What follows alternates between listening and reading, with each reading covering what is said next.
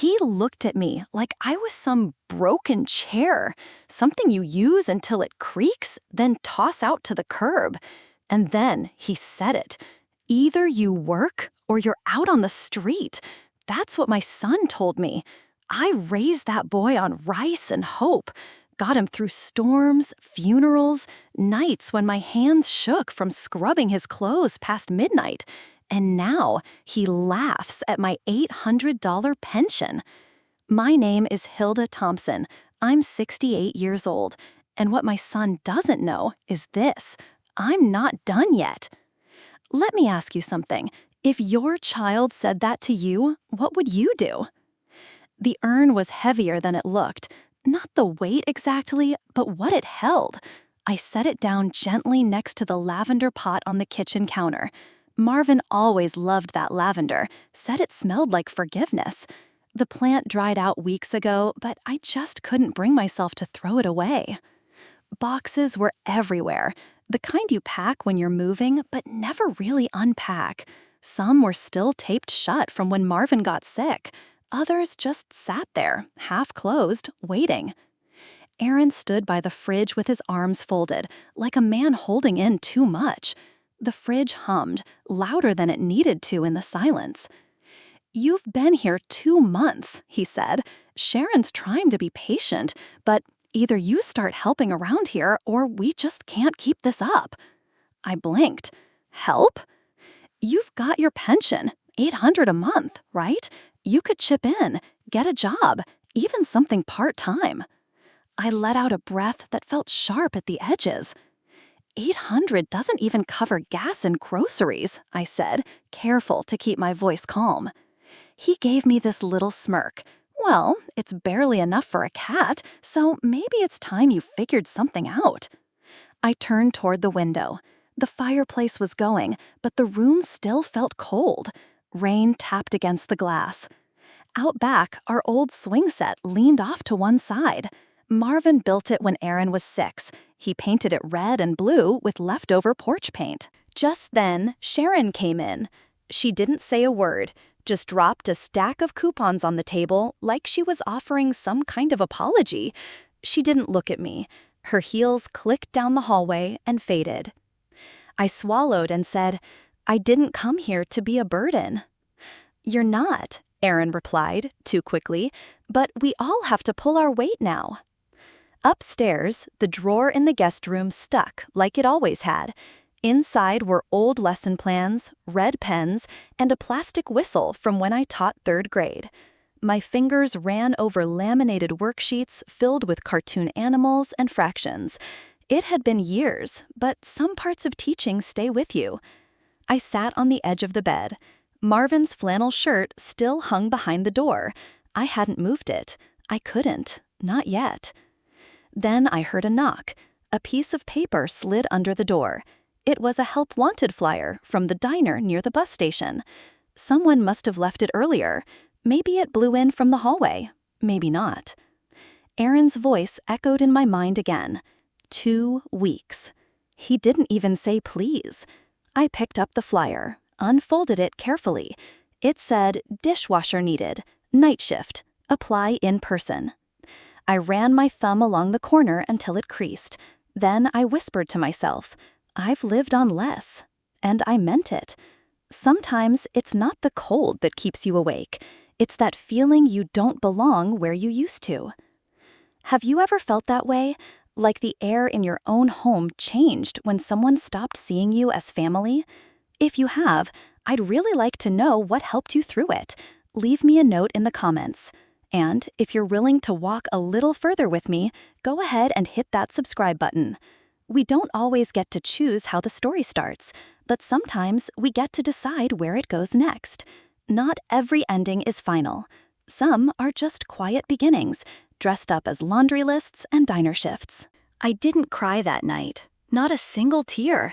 I just sat at the kitchen table long after everyone had gone to bed and pulled out a yellow notepad. I started writing down every place I could think of: laundromats, diners, cleaning services, grocery stores, anywhere that might still be willing to give someone like me a chance. I didn't have a resume, no car, no energy to lift crates or stand for 8 hours, just grit and a bus pass. $800 doesn't go very far when your name's not on the lease and the heat bill in January bites right through your socks. I kept thinking about that pink envelope lying in the hallway, the one with "Final Notice" stamped in red like it was screaming at me. The next morning, I circled job listings in the newspaper like it was still 1985. The internet made my eyes go blurry. I bundled up in my thickest coat and walked through the neighborhood. Rain spit sideways and soaked into my shoes. At the dry cleaners, the clerk shook her head before I could even speak, told me they weren't hiring. At the pet shop, a teenager looked me up and down and said I probably couldn't lift a 50-pound bag of kibble anyway. But at the diner near the bus station, I finally caught a break. The guy behind the counter, Tony, looked like he'd been deep-fried sometime back in the 70s. He stared at me for a long minute and asked if I had strong wrists, said the dish pit was brutal. I nodded. He grunted and told me it was the night shift, 3 days a week, cash tips. I said yes before he could even finish the sentence. On the way home, I stopped by Mrs. Rosen's place. Her screen door still creaked the same way I remembered. She used to work with my husband back at the post office. "Babysitting?" she asked, raising an eyebrow. "Are you sure?" I told her yes. Her grandson would be over every Saturday. It was 5 hours, $20, and some life in a house that had gotten far too quiet. Then came the strip mall gig. Just a bunch of offices with stained carpet and sad little coffee mugs. They gave me a big key ring and a mop that felt heavier than it looked. I took it anyway. My hands cracked open from the cleaning chemicals after just 2 nights. At home, I tucked away the little money I earned into an old tin that used to hold Christmas cookies. I scratched off the label and wrote "Guts and Grace" on it with a Sharpie. That tin lived under my bed like a tiny vault holding the last of my dignity. Sharon barely looked at me when I came in smelling like grease and bleach. One time, she even flinched when I set my wet coat on the banister. Aaron just avoided me altogether. He took his dinner upstairs, earbuds in, eyes down. That Thursday night, I had soup from a can and ate alone on a milk crate in the garage. My legs hurt. I kept my coat on. I reached behind the toolbox and found Harold's old flashlight. Clicked it on. It still worked. A steady yellow beam cut through the dark. And I smiled. "If I can scrub toilets," I whispered, "I can scrub the past." Just then, my phone buzzed. Unknown number. A message popped up on the screen. "Hi, this is Terrence Hawthorne. You helped my mother years ago. Wondering if you're still available for private home help. Call when you can." I stared at the screen. That name sounded like a bell I hadn't heard in decades. And for the first time in weeks, I felt something stir inside me that wasn't fear. The call came from a landline. That alone felt like it belonged to another lifetime.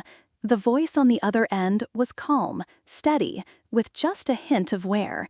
She said her name was Claire Hawthorne, told me her father needed light assistance, 3 mornings a week. Then she paused, said he was stubborn, and let that word hang in the air for a moment. "Would you be available for an interview tomorrow?" I said yes before fear had time to talk me out of it.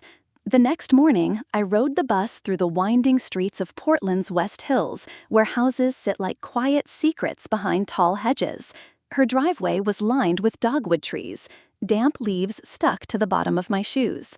The house smelled like cedar and rain, and something soft and sweet, almost like a memory you're not sure you're ready to welcome back. Claire opened the door with a polite nod. She had this quiet sharpness about her, the kind I used to carry when Aaron was little, and I felt like the world was always trying to take something from him.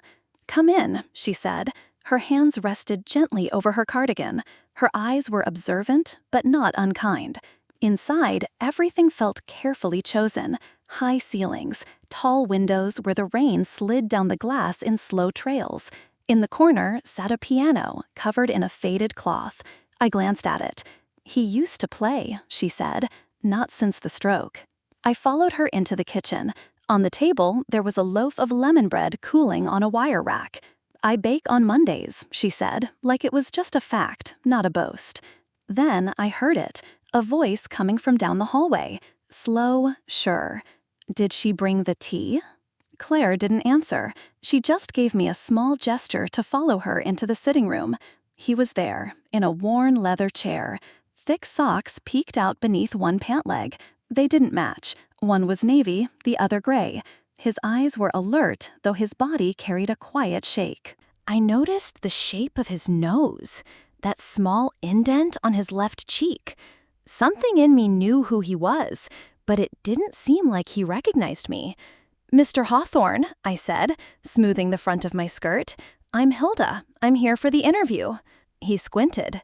"You've got the posture of a dancer," he said, "and your voice, I swear I've heard it before." I smiled, tried to keep it light. Must just be something familiar in the tone. While Claire reviewed my references, I stayed in the kitchen and baked lemon bread. I gave her the name of my old principal and Tony from the diner. She typed them into her phone with quiet care. Over tea, Terrence watched me, not in a rude way, not even exactly curious, just steady. Then, out of nowhere, he asked, "You ever attend the Summer Arts Festival upstate?" I paused, just a breath too long. "Not that I recall," I said, and it was a lie. Before I left, Claire handed me a little schedule and an envelope with bus fare. "Let's try 2 weeks," she said. "See how it goes." As I reached for my coat in the hallway, my eyes caught a photo in a slim gold frame. The colors had faded, but I knew it right away. It was me. I was 20, dancing on a small stage, wearing a sundress that blew in the wind. I looked so young, wild, free. I didn't ask how he had that picture. On the way home, the heater on the bus barely worked. My fingers tingled from the cold. I looked at my reflection in the dark window. "It really is him," I whispered. And right then, something inside me braced for a storm I hadn't even realized I was still waiting for. I baked the same lemon bread again, used the same Meyer lemons, wrapped it the same way too, with that pale yellow ribbon over wax paper. I even made it the way I used to when Aaron would come home from school completely worn out, soft in the center, crisp around the edges. But when I set it down on the counter at the Hawthorne house, Claire barely glanced at it. People can smile with their mouths and still build walls with their eyes. She opened the door wearing her usual cardigan, speaking in that same thin, polite tone. "He's in the sunroom," she said, without a trace of the warmth you'd expect from that word. Outside, the dogwood trees were just starting to bloom, pale pinks and soft whites pressed up against the foggy windows. Inside, the house smelt of cedar and old books, with a faint hint of lemon from the bread I brought. Terrence was in his chair, one leg tucked under a wool blanket. He was humming something low, almost tuneless, but it caught me. The melody moved from G to C to A minor, and for some reason, it twisted something in my stomach. It was the same tune they played at our high school dance, back in '73. I hadn't heard it since. He looked up when I stepped in. "Good morning," he said, clearer than usual. "Is that your perfume or just spring?" I smiled. "Bit of both." Claire came in with a tray of tea, but stayed in the doorway a little too long, like she didn't quite trust the space between us. When Terrence asked if I'd read to him from the old leather-bound poetry book on the shelf, Claire paused. "You sure, Dad?" she said, soft but careful. "I'm sure," he replied. Then he turned to me. "There's a Robert Frost poem in there, the one about fire and ice." So I read. My voice was steady, even though my hands trembled a little on my skirt.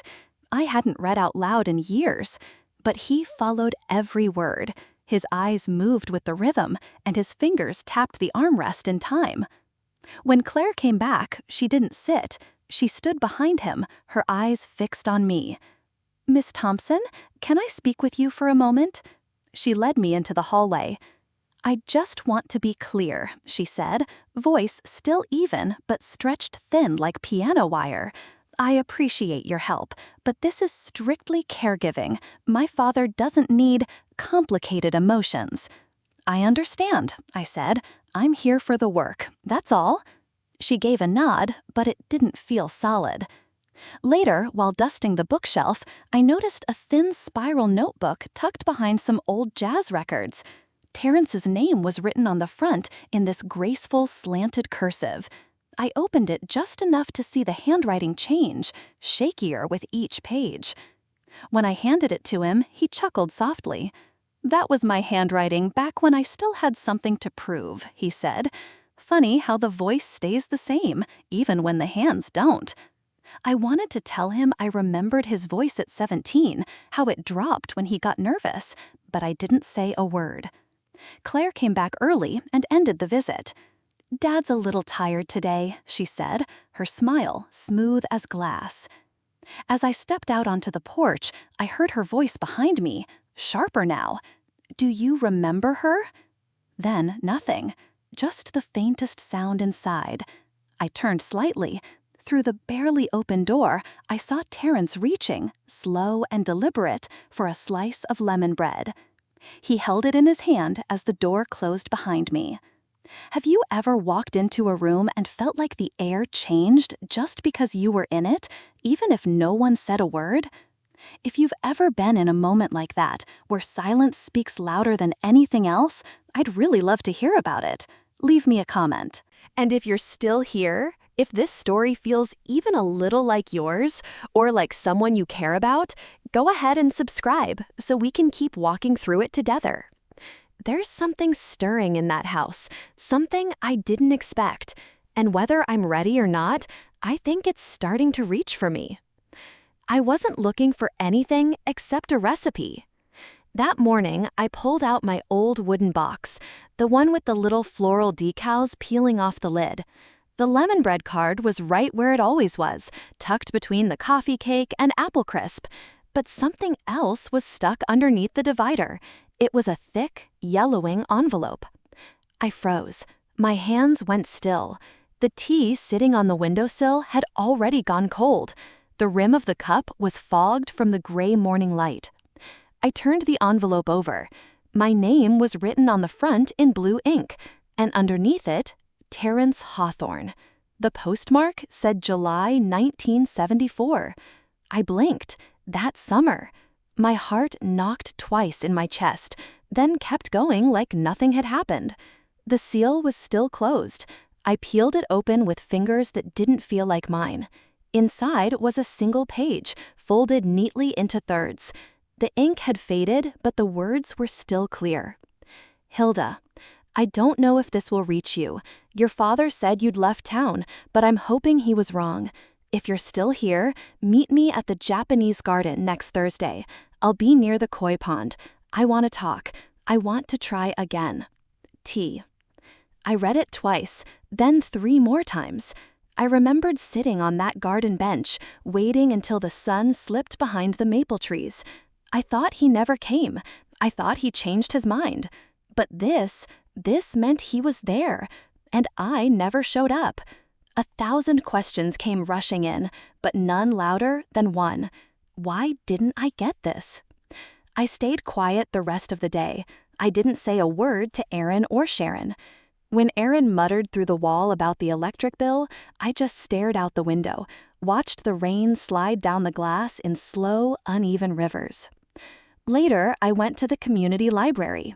In between dusty books and reels of microfilm, I searched old directories. Terrence had stayed in Portland. I hadn't. And now, here we were, decades later, lives folded and refolded, still somehow tangled. I remembered how he laughed that day we sat on the picnic blanket in the Japanese garden, how his fingers brushed mine as he passed me a strawberry. I remembered the kiss, tentative, uncertain, but real, like we knew something the world wasn't quite ready for. That night, I held the letter like it might crumble if I let go, sat cross-legged on the bed, a single lamp casting a warm circle of light, and whispered into the quiet, "What if?" But the silence didn't answer. Then came a knock, 3 soft taps at the door. I opened it, still holding the letter. Claire stood there.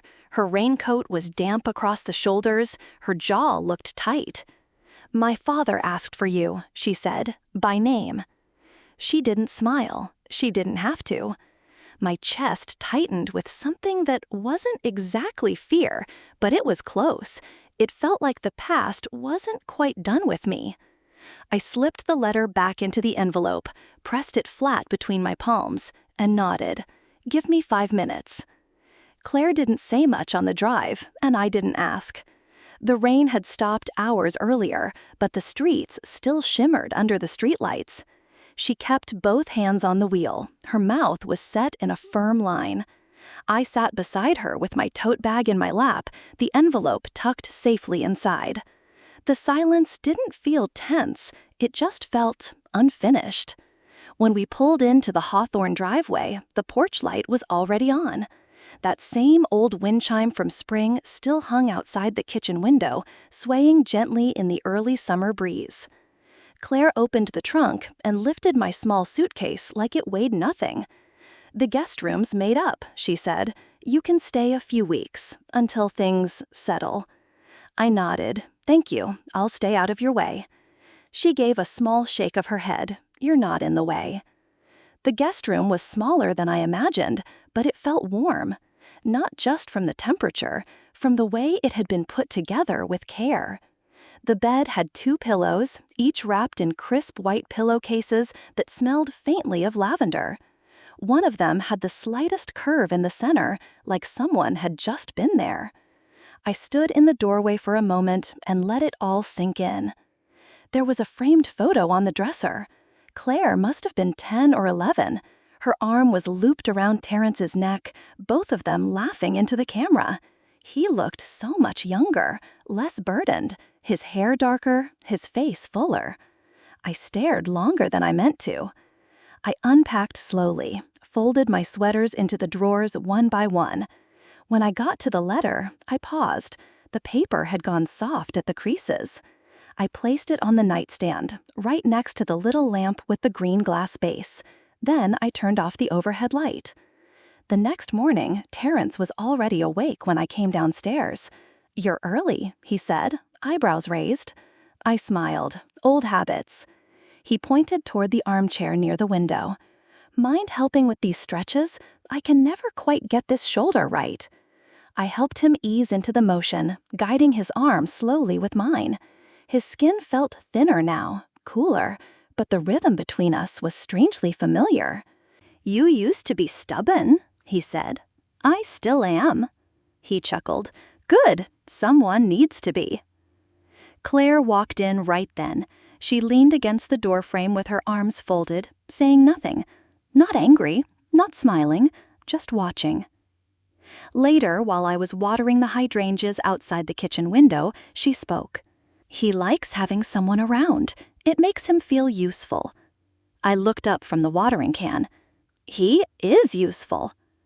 She didn't say anything, but I saw something soften in her expression. That night, the air was thick with the smell of honeysuckle and fresh laundry. I left the window cracked and sat on the edge of the bed, holding the letter in my hand. My suitcase was still open at the foot of the bed, half unpacked. I hadn't decided if I was staying or just visiting. Then I heard it, a voice from down the hall, muffled but clear.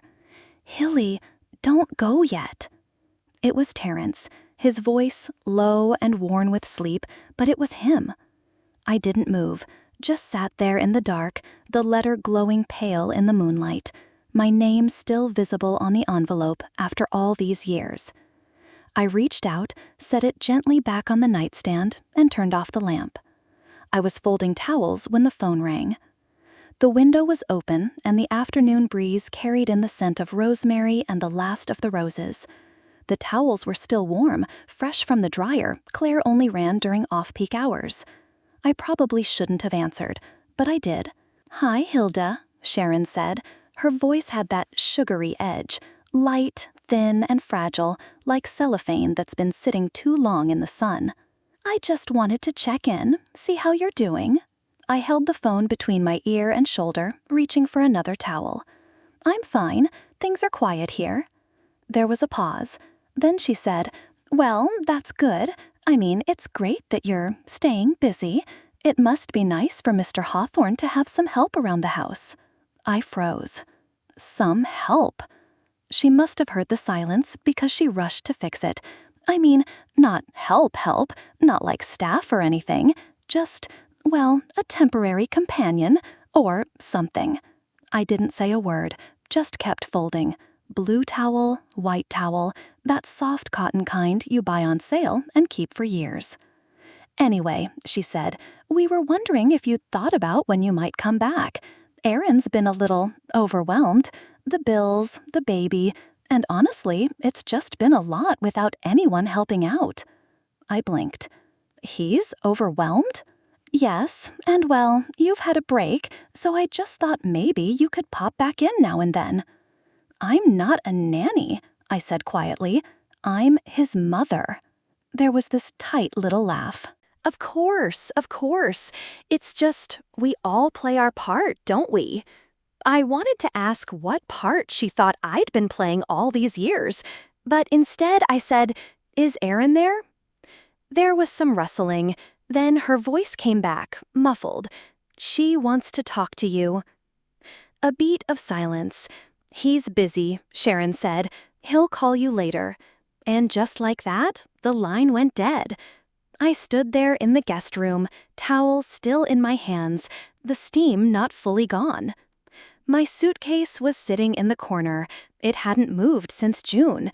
The zipper was halfway open, like it was still waiting for me to decide something. Later that evening, Terrence called out from the den. "Do you know Miles Davis?" I smiled. "Do I know Miles Davis?" He nodded toward the record shelf. "Pick something. Let's pretend it's 1969 again." I pulled a record from its sleeve, placed it on the turntable. There was that soft crackle. Then came the horns. Low, slow, aching. We didn't talk. We just sat there in matching armchairs, letting the music settle around us like an old quilt. When the last notes faded, I whispered, not to him, not even really to myself, "I'm not going back there." It just came out, half breath, half thought. From the hallway, I heard a voice. "You shouldn't." I turned. Claire was standing just outside the doorway, holding a tray with 2 teacups. Her face didn't give much away, but her voice was steady. She walked into the room and set the tray down. "You're not the help, Hilda. You're not temporary." Then she walked off, didn't wait for a response, just left the tea sitting between us, the steam curling up into the quiet. I looked down at the cup closest to me. It was lemon verbena, my favorite, and for the first time in a long while, someone had remembered. I made his tea just like I always did, 2 cubes of sugar, no lemon. The morning light came in soft through the big breakfast room windows. It laid this quiet golden glow across the tablecloth. Outside, the leaves had started to turn. One of the maple trees by the garden wall had already turned completely red, like it couldn't wait for October. Terrence sat across from me. His hands were resting on either side of his teacup, and he was watching me. Not in a casual way, not politely. He was really watching. His eyes followed the way I tucked my napkin, the way I folded my hands. "You had a ribbon in your hair," he said. I looked up. He smiled gently. "It was blue, sky blue. You wore it that day at the rose garden, and you kissed me by the biggest bush. Remember? The one with all the thorns and no nameplate?" I blinked. The tea in my cup had gone cold before I even touched it. He kept going. "You laughed. You said you liked the way the petals fell before they were ready, said it reminded you of bravery." My mouth opened, then closed again. My hands found the edge of the table. I curled my fingers underneath the cloth. "I did say that," I whispered. He leaned back and nodded. "I knew it. I knew it was you. The voice, the way you straighten your back when you're nervous.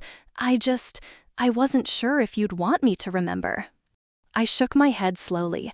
I wanted you to, every day. Claire was standing in the hallway. I could see her reflection in the glass cabinet door. Still, quiet. She didn't interrupt. Terrence took a long breath and looked out the window. I wrote to you that summer. I was scared, but I wrote, told you to meet me at that old ferry dock. I never got it, I said.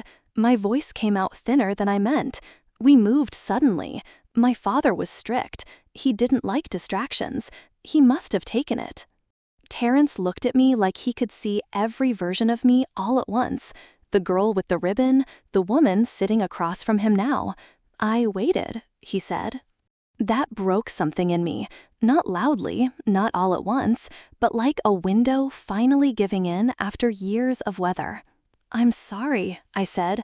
I would have come. I wanted to come.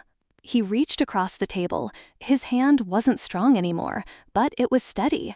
He touched my wrist, just a soft press of fingers against skin that had aged along with his. We have time now, he said. It almost sounded like a question. I nodded. My eyes were burning. Just then, Claire stepped into the room. Her face was pale, but not angry. Just different, changed. She looked at me, then at her father, then back at me again. We need to talk, she said. Her voice wasn't sharp. It was steady. All three of us. Terrence didn't move his hand from mine, and I didn't move either. The tea had gone cold, but the sun kept rising, pouring soft light across the kitchen floor. It felt slow. It felt quiet. It felt like forgiveness. Claire didn't want to go. She made coffee and started listing reasons. The weather wasn't great, the drive would be long, it might bring up old memories. But I told her, gently and firmly, if I'm going to clean out ghosts, I have to visit where they lived. So we packed the car, just the essentials. A scarf Terrence insisted I bring, thick wool, the kind that doesn't wrinkle with time. Claire brought sandwiches and extra gloves. I brought the letter, not to read, just to hold. Newport hadn't changed much. The air still smelled like damp salt and moss. The fog still curled around the rocks like it had never left. But the house, that house, had stopped pretending. Paint peeled from the siding like old regrets. The gate screeched when I opened it, rusted through at the hinges. No one had been inside for years. The weeds didn't ask for permission. We went in through the back door. The kitchen had a thin layer of dust, but the cabinets still held chipped teacups and half-used jars of spices. Claire walked through it like a museum. Terrence, moving slower now, ran his hand along the doorframe. "Your folks lived here long?" he asked. "Too long," I said. I found my old room. It still held that faint smell of lavender sachets my mother used to tuck into my drawers, back when she still cared about things like that. I opened one drawer, then another, and there they were, bundles of letters tied with a brittle red ribbon. Some were addressed to me, some had never been sent. I didn't read them. I didn't need to. Down by the bluff, we walked together in a silence that wasn't awkward, just full. Terrence walked beside me, our steps falling into rhythm without trying. Claire stayed a few steps behind, watching the sea. My father, I said, believed control was the same as love. My mother believed silence was the same as safety. Then I glanced at Claire. That's why I stayed quiet for so long, until now. Terrence stopped and looked out toward the ocean. "Your mother's braver than both of us," he said to Claire. "Look at her, standing in the wind like she belongs to it." I smiled, not from pride, from recognition. For the first time in a long while, I felt like someone who had made it through. We burned the letters in a tin bucket behind the house, one by one, like autumn leaves. The fire took them gently. The ink curled, the paper lifted into smoke. The sun began to set behind the hill, turning the sky soft and gold. "I forgive them," I said, watching the flame. "I don't forget, but I forgive." Terrence didn't say anything. He just wrapped the scarf around my shoulders a little tighter. We locked the house before we left, not because anyone would come, but because doing things right matters. Claire drove on the way back. The road followed the curve of the coast, and we didn't rush. Halfway home, with the light fading and the headlights catching the mist, Claire cleared her throat. "Would you ever live with us?" she asked, "for real?" I looked out the window. The ocean was behind us now. All I could see were pine trees and a sky starting to bruise with evening. "I might," I said, "but not as the help." Claire didn't say anything at first, just nodded, slow, certain, like she understood exactly what I meant.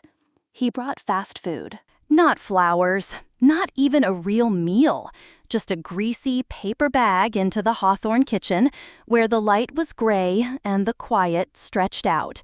He didn't knock, just let himself in, like he always used to. Claire and I were folding linens near the window when the door creaked open. "Hey, Mom," he said, way too casual. "Figured I'd drop by." Claire folded a dish towel and didn't even look up. I gave a small nod. "Sit down." He slid into the chair across from me like he had something big to say, but all he pulled out was a wrinkled receipt and a napkin stained with ketchup. "So, I've been thinking," he said, wiping his hands like this was some kind of business meeting. "You've got your pension, right? I mean, it's not a lot, but you just need to stretch it better, budget smarter." He said it like he was doing me a favor, like that $800 I'd been holding on to month after month was just badly managed magic.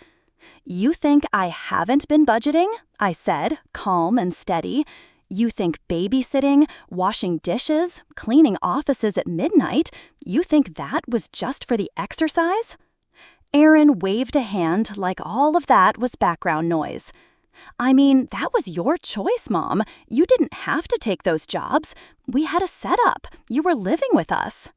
Claire stood, slowly, and walked toward the sink. She didn't say a word, just turned on the tap and filled a glass no one was going to drink. "You told me I was a burden," I said, "and you let your wife call me the help." Aaron shifted. "That's just how Sharon talks. She didn't mean it. You took it too personal." I heard her voice. That wasn't a slip. He didn't have an answer to that, so he tried something new. "I just want things to be reasonable," he said. "You can't expect us to cover 2 households. Not now. Not with taxes and everything." Claire turned from the sink. "She's done more for this house than you ever did." Aaron blinked. "Excuse me?" "She takes care of my father. She's not a guest. She's family." I didn't say anything.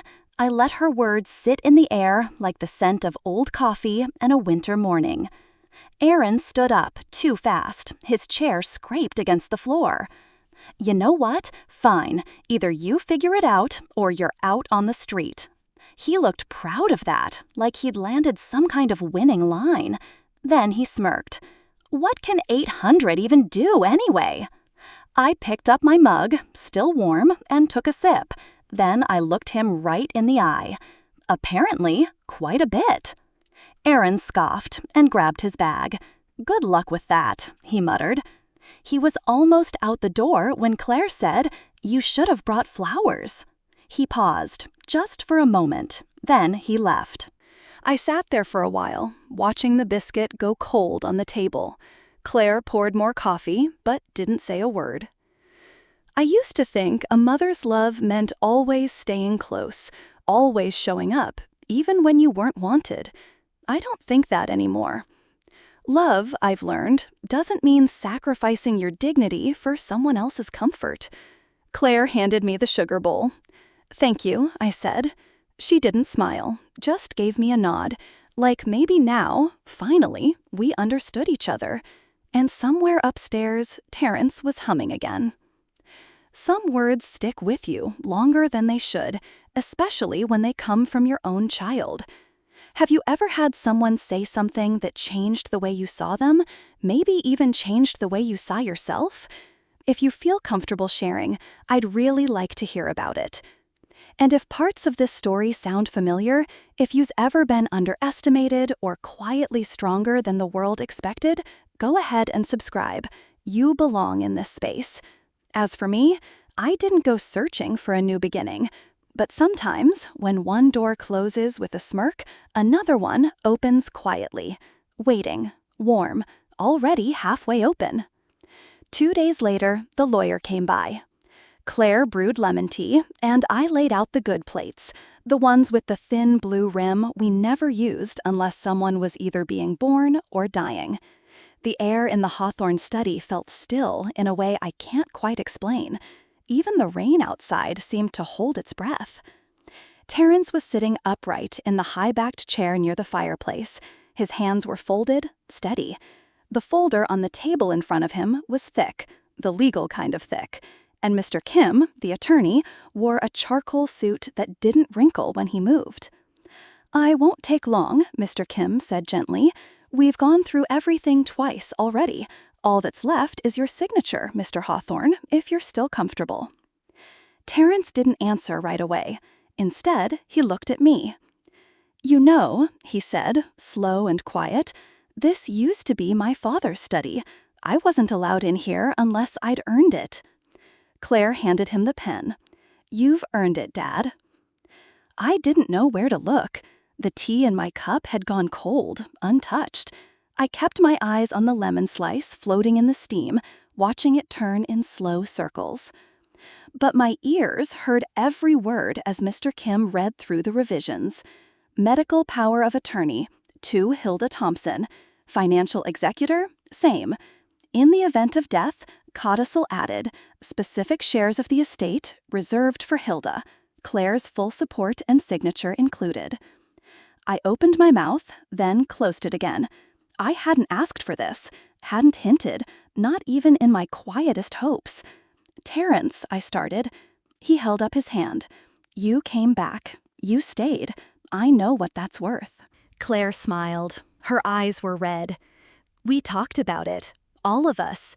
He's clear. We all are." Mr. Kim handed Terrence the pen. "This isn't about money," Terrence said, more to himself than to any of us. "It's about who shows up when life stops looking like a movie." Then he signed, slow, deliberate. His hand still knew how to write his name. After that, he turned to me. "This is your home too now."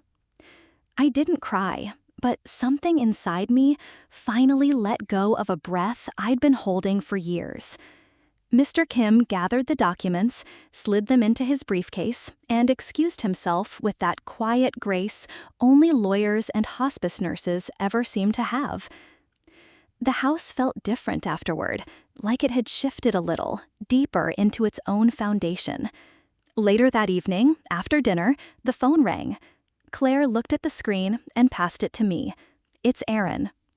I answered. My heart was steady. "I heard something about a will," he said. "No hello, no pause. What did you do?"